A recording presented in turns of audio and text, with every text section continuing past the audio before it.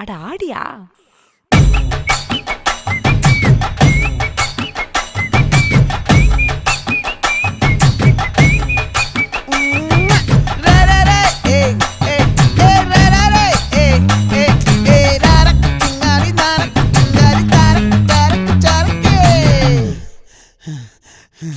விளைஞ்சிருக்கும் என் வெத்தல கொடி, அட வளைஞ்சிருக்கும் ஒரு சன்னல் வெடி.